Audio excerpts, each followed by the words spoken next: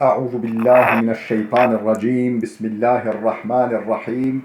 Elhamdülillah ve salatu ve selamu ala Resulillah.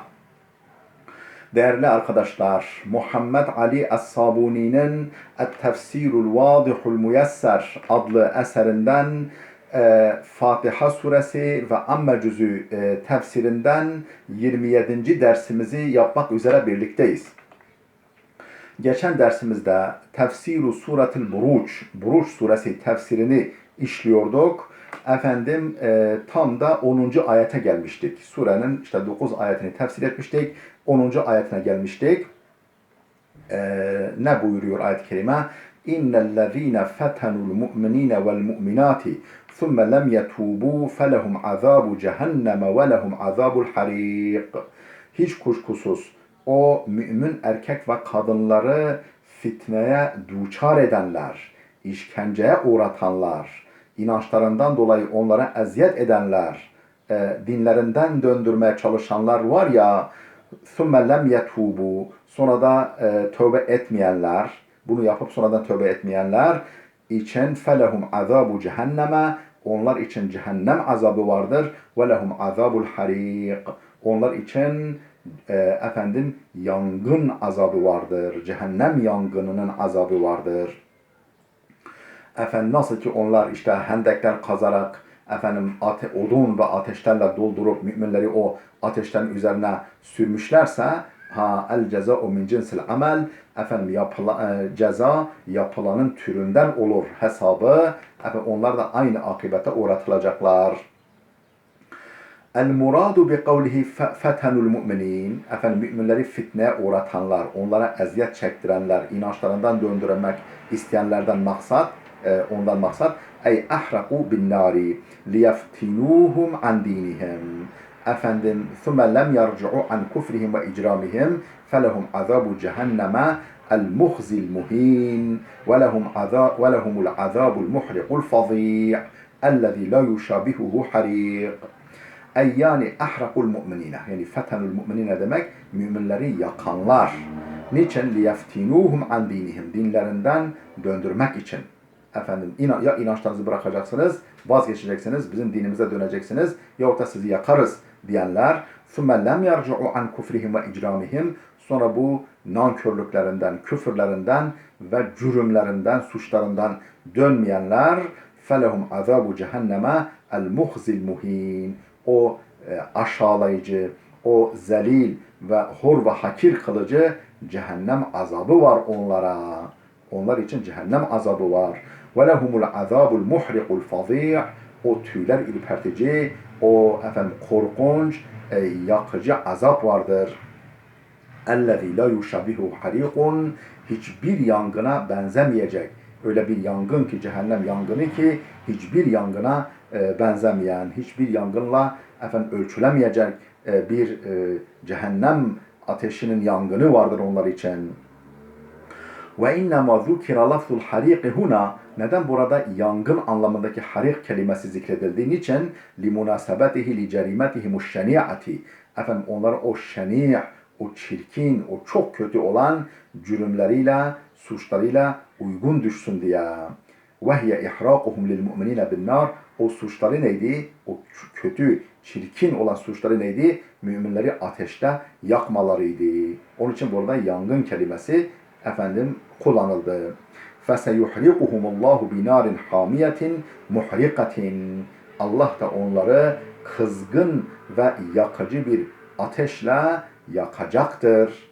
Yakacaktır. La yushabihuha narun hem de bu öyle bir ateşle yakacak ki o hiçbir ateşe benzemez. Hiçbir ateşin kendisiyle boy ölçemeyeceği bir ateş. Ve eyne narul ahireti min narid dünya. Ahiret ateşi nerede? Dünya ateşi nerede? Dünya ateşi nerede? Ahiret ateşi nerede? Thumme inne nared dünya tentehi bil mevti. Öte yandan üstelik dünya ateşi ölümle biter. Yani Allah korusun birini ateşe atarsınız, o şehit olur. Müminse şehit olur, yanar, dünya hayatının sona ermesiyle biter o azap işkence. Fakat ve narul ahireti ebedul abidin. Ahiret ateşi ki cehennemdir, sonsuza değindir. Ebedül abidin, sonsuza kadar sürüp gidiyor. Ve fi kavlihi thumme lem yetubu, efendim sonra da tövbe etmeyenler, tırnak içine sonra da tövbe etmeyenler diye ifadesinde vardır. Da'vetun li ulaikel mucrimin, efendim suçlulara bir davetiye vardır, bir davet vardır. Ne kadar suçlu da olsanız, ne kadar kötü de olsanız, efendim ne kadar zalim de olsanız, efendim tövbe kapısı önünüze açıktır. Efendim o kapıdan girebilirsiniz. Yaptığınızdan pişmanlık duyabilirsiniz. Vazgeçebilirsiniz. Davetun li ulaikel mucrimine li tevbeti vel inabe.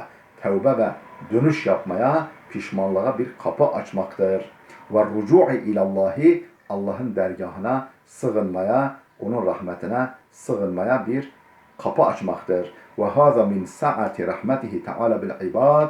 Bu Allah'ın kullarına olan geniş rahmetindendir. وَلَوْ كَانُوا اَفْجَرَ الْفُجَّارِ. İsterse bunlar efendim en azılı günahkar olsunlar. Günahkarların en ilerisi, en azılısı, en kötüsü olsunlar. Herkes için tövbe kapısı açıktır. Vazgeçebilirler. Efendim devam ediyoruz. Kâlel Hasanul Basri. Hasan-ı Basri demiştir ki: "Onzuru ila hadel keremi vel cud." Şu kereme, ilahi kerem ve cömertliğe bakınız ki "Atelu evliyâehu." Adamlar onun dostlarını öldürmüşler. Ve hum yed'uhum ila tevbeti vel mağfira. Allah ise onları tevbeye ve bağışlanmaya davet ediyor. Gelin tevbe edin, sizi bağışlayayım diyor. فَمَا أَعْظَمَ فَضْلَ اللّٰهِ. Ne büyüktür Allah'ın fazl-ı keremi. Amma da büyüktür Allah'ın fazl-ı keremi.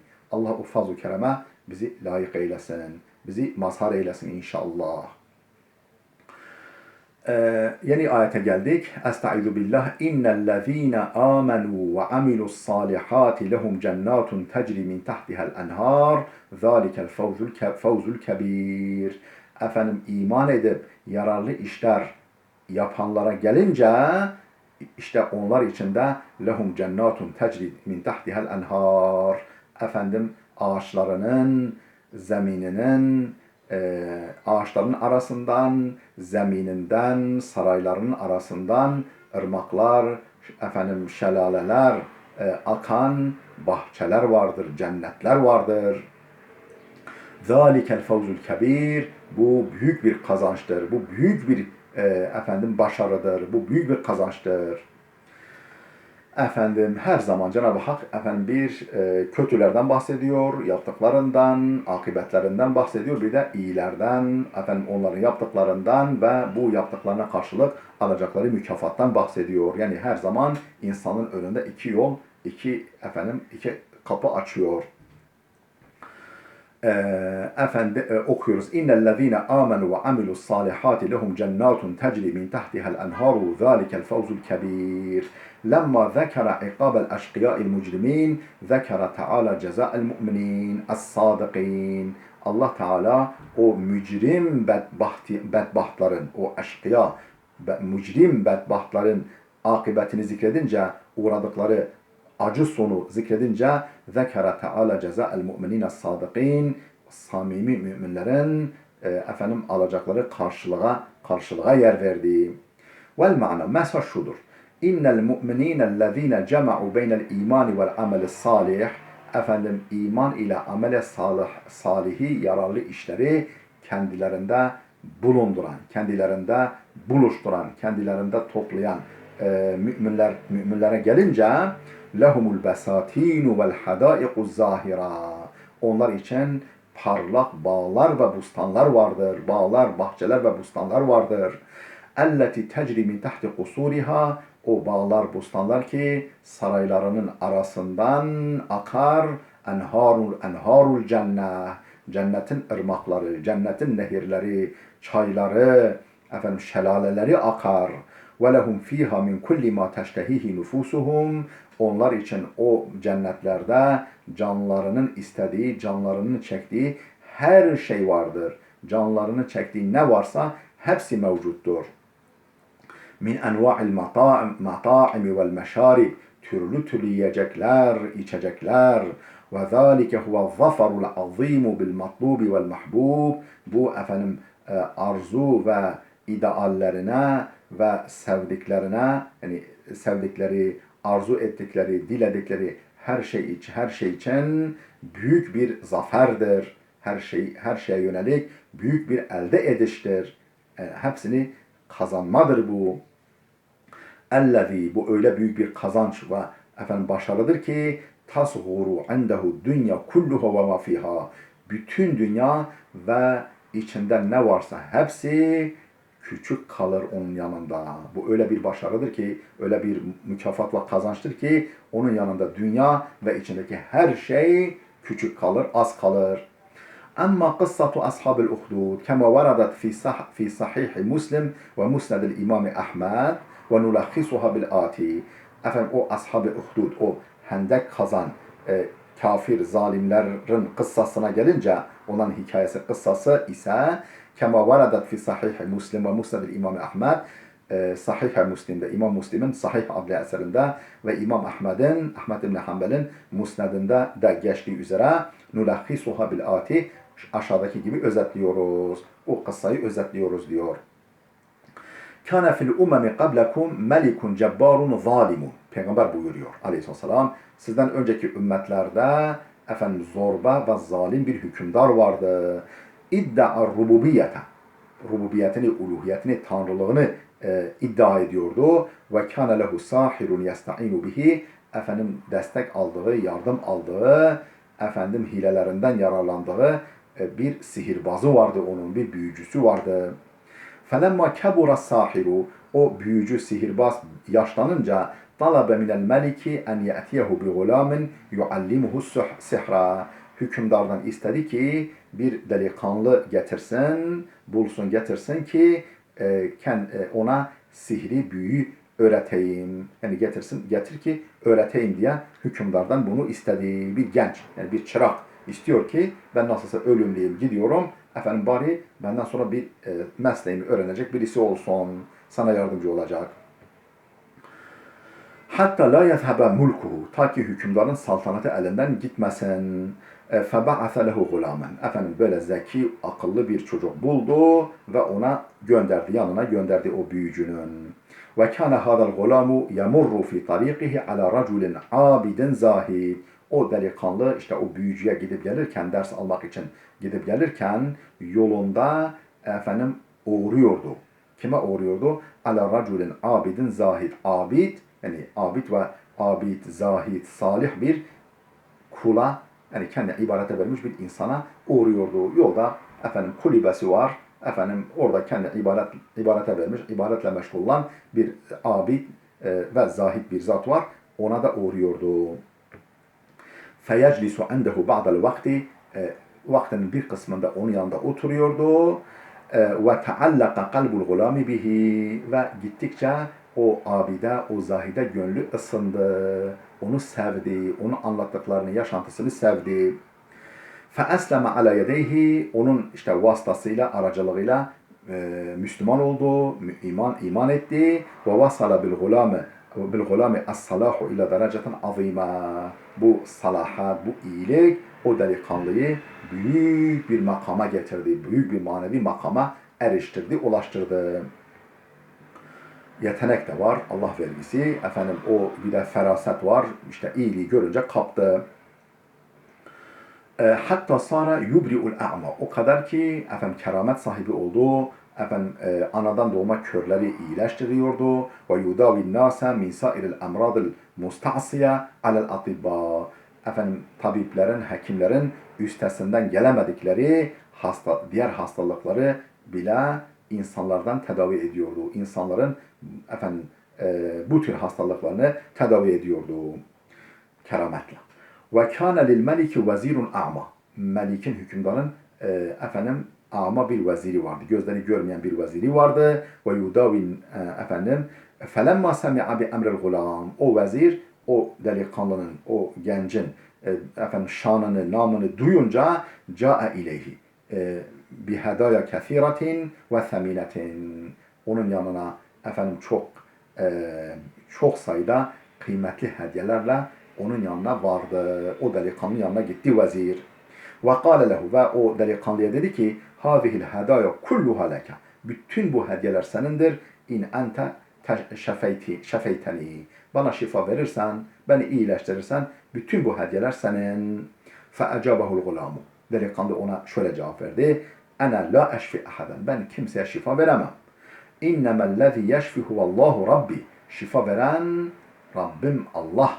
Rabbim Allah'tır. Şifa veren. فَاِنْ آمَنْتَ بِاللّٰهِ دَعَوْتُ لَكَ رَبِّي فَشَفَاكَ اللّٰهِ. Eğer iman edersen, Rabbime Allah'a iman edersen, ben senin için ona dua ederim, Rabbime dua ederim. فَشَفَاكَ اللّٰهِ. Umarım sana şifa verir. فَآمَنَ الْوَزِيرُ بِاللّٰهِ وَدَعَ الْغُلَامُ لَهُ. Efendim, vezir Allah'a iman etti, gulam delikanlı da ona dua etti. فَرَدَّ اللّٰهُ عَلَيْهِ بَصَرَهُ. Allah da onun gözünü geri verdi. Yeniden gözünü açtı. فَجَاءَ الْوَزِيرُ اِلَى مَجْلِسِ الْمَلِكِ. Efendim, vezir, meliğin, hükümdarın, kralın meclisine geldi. Yemşi, yürüyerek geldi. Efendim, tek başına yürüyerek geldi. Gözleri açıldı. وَهُوَ يُبْصِرُ النَّاسَ. İnsanları görüyordu artık. فَقَالَ لَهُ الْمَلِكِ. Hükümdar ona dedi ki مَنْ رَدَّ عَلَيْكَ بَصَرَكَ. Sana gözünü geri kim verdi? Gözünü sana geri açtıran kimdir? فَقَالَ Rabbi. Dedi, Rabbim verdi. فَقَالَ لَهُ وَهَلْ لَكَ رَبٌّ غَيْرِ. Yoksa senin benden başka Rabbin mi var? Benden başka Rabbin mi varmış? فَقَالَ لَهُ Rabbi وَرَبُّكَ اللّٰهِ. Benim de senin de Rabbimiz Allah'tır. فَأَخَذَهُ فَلَمْ يَزَلْ يُعَذِّبْهُ حَتَّى دَلَّ عَلَى الْغُلَامِ. Yakaladı hükümdar veziri.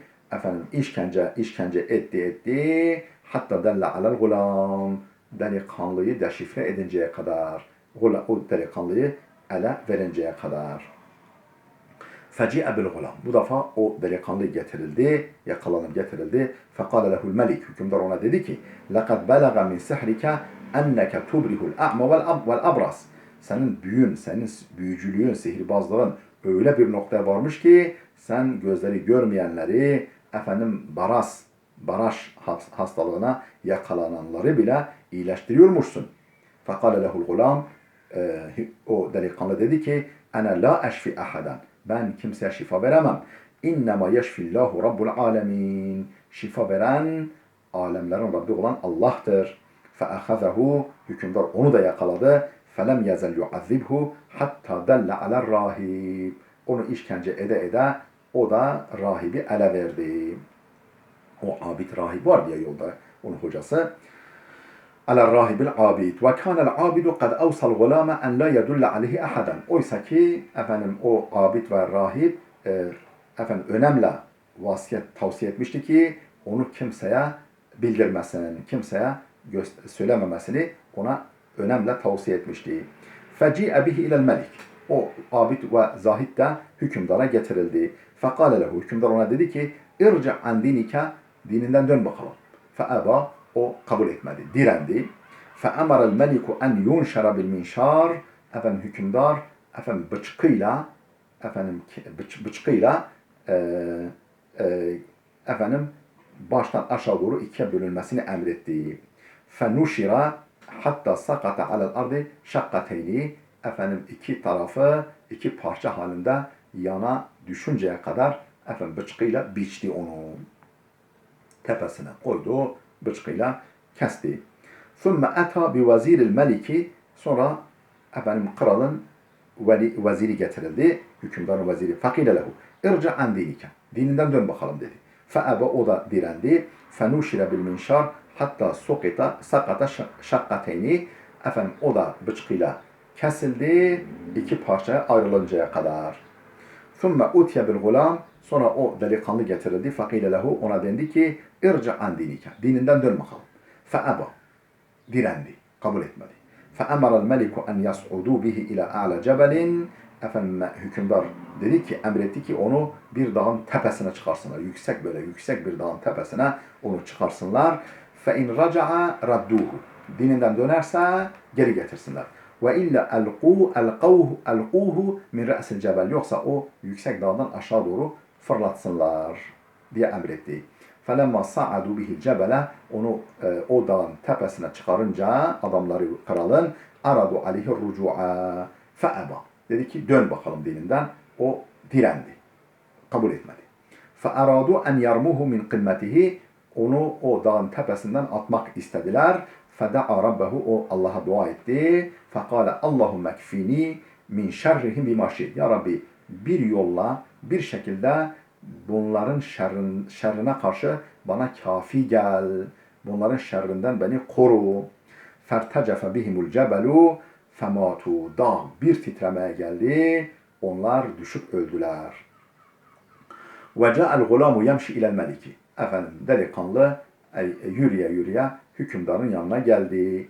فَاَمَرَ اَنْ يَذْهَبُوا بِهِ اِلَى الْبَحْرِ Dedi ki adamlarına bunu denize götür.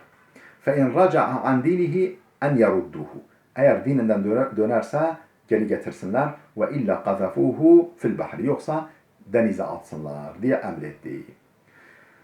فَلَمَّا تَوَسَّطُوا بِهِ الْبَحْرَ Onu denizin ortasına kadar götürünce bir kayıkla vasıtayla onu denizin ortasına kadar götürünce adamları kralın da Allah'a dua etti delikanlı. فَنْقَلَبَتْ بِهِمُ السَّف۪ينَةُ Gemi devrildi. فَغَرَقُوا Boğuldular. وَجَعَلَ اللّٰهُ لَهُ طَر۪يقًا يَابِسًا فِي الْبَحْرِ Allah ona denizde bir yol açtı. Deniz üzerinde yürüyecek şekilde bir yol açtı. Hatta ca'e yemşi ilel meliki o da yürüye yürüye hükümdarın yanına geldi. Kurtuldu boğulmaktan. Fese'alehu an ashabihi arkadaşları nerede? Onlara ne oldu diye sordu. Fe'ahberahu ennehum garaku Onların battığını, boğulduğunu haber verdi. Fekâdel meliku en yas'aka Neredeyse hükümdar düşüp bayılacaktı. O kadar öfkelendi, hayrete düştü. فَقَالَ لَهُ الْغُلَامُ Delikanlı ona dedi ki اِنَّكَ لَسْتَ بِقَاتِلِ Sen beni asla öldüremeyeceksin. Hatta تَفْعَلَ مَا أَمُرُكَ بِهِ Şimdi beni iyi dinle. Sana emredeceğim şeyi yapmadıkça sen beni asla öldüremezsin. تَجْمَعُ النَّاسَ فِي صَعِيدٍ وَاحِدٍ Bütün insanları bir meydanda toplayacaksın. ثُمَّ تَرْبِطُنِ عَلَى جِذْعِ شَجَرَةٍ عَالِيَةٍ Sonra yüksek bir ağacın dalına beni asacaksın, bağlayacaksın. ثُمَّ تَأْخُذُ سَهْمًا مِنْ كِنَانَتِي Sonra benim oktanlığımdan, sadağımdan, sadak o ok torbasından bir ok alacaksın. Benim ok torbamdan bir ok alacaksın. وَتَقُولُ dersin. Bismillahi Rabbil gulam. Bu delikanlının Rabbi olan Allah'ın adıyla diyeceksin. فَحِنَ اِذَنْ تَتَخَلَّصُ minni İşte o anda benden kurtulursun. Beni öldürürsün, benden kurtulursun. فَفَعَلَ الْمَلِكُ مَا قَالَ لَهُ الْغُلَامِ Hükümdar, kral delikanlının dediğini yaptı. فَلَمَّا رَمَاهُ وَقَالَ بِسْمِ اللّٰهِ رَبِّ الْغُلَامِ Ok atınca, Bismillahi Rabbil Gulam, delikanlının Rabbinin adıyla deyip oku atınca اَصَابَهُ فِي رَأْسِهِ فَمَاتْ Ok delikanlının başına isabet etti ve delikanlı öldü. فَقَالَ النَّاسِ İnsanlar dediler ki آمَنَّا بِرَبِّ الْغُلَامِ وَكَفَرْنَا بِالْمَلِكِ Biz bu delikanlının Rabbine iman ettik, hükümdarı inkar ettik. Dinini kabul etmiyoruz. فَعَنْدَ ذَٰلِكَ اَمَرَ بِالْاَخَادِيدِ İşte o sırada hendekler kazılmasını emretti. فَشُقَّتِ الْاَرْضُ Yerlerde hendekler, hendekler açıldı, kazıldı. وَاُضْرِمَتْ نَارًا Ateşler tutuşturuldu. وَصَارَ يَعْرِضُ عَلَيْهَا كُلَّ مُؤْمِنٍ وَمُؤْمِنَةٍ يُعْرِضُ عَلَيْهَا كُلَّ مُؤْمِنٍ وَمُؤْمِنَةٍ Başladı her mümin erkek ve kadını o ateşe sürmeye, o ateşe doğru sevk etmeye. فَاِنْ رَجَعَ عَنْ دِينِهِ تَرَكُوهُ Dininden dönerse o erkek veya kadın bırakıyorlar. وَاِلَّا Dininden dönmese رَمَوْهُ فِي النَّارِ Ateşe atıyorlar adamları. فَجَاءَتْ اِمْرَأَةٌ وَمَعَهَا طُفْلُهَا الرَّضِيعِ Bir kadın geldi, yanında emzikli bebeği vardı, emzikli çocuğu vardı. فَلَمَّا عَرَضُوا عَلَيْهَا الْكُفْرَ اِمْتَنَعَتْ Allah'ı inkar etmesini ona teklif edince imtenaat, kadın kabul etmedi. فَاَرَادُوا اِلْقَاءَهَا فِي النَّارِ Onu ateşe atmak istediler. فَخَافَتْ عَلَى طُفْلِهَا Kendi için değil, bebeği için korktu. Yani bebeğimle beraber yanacağım diye bebeğine kıyamadı. فَاَرَادَتِ الرُّجُوعَ Ve dönmek istedi. dininden dönmek istedi. Fantalakallahu tıfla feantaqallahu tıfla Allah o çocuğu dile getirdi, konuşturdu. Fekale leha ve o çocuk annesine dedi ki ya umma anneciğim isbiri sabret fe inneke alel hak sen hak yoldasın sabret ateşe atılmayı göze al. Fe elqavha fin nari ma'a tıfliha bebeğiyle beraber onu da ateşe attılar. Ravahu Müslim. Bu hadisi İmam-ı Müslim nakletmiş. Allah bizi bu kadar imanı kuvvetli olanlardan eylesin inşallah. Allah bizleri bunların yolundan ayırmasın inşallah. Hâzihi hiye kıssatul uhdud zekernaha bil ma'na. İşte ashab-ül uhdud var ya, o uhdud, o hendek ve o hendek sahiplerinin kıssası bu. Özetle ve mealen zikrettik. Değerli dostlar burada dursun. Gelecek dersimize kadar Allah'a emanet olun.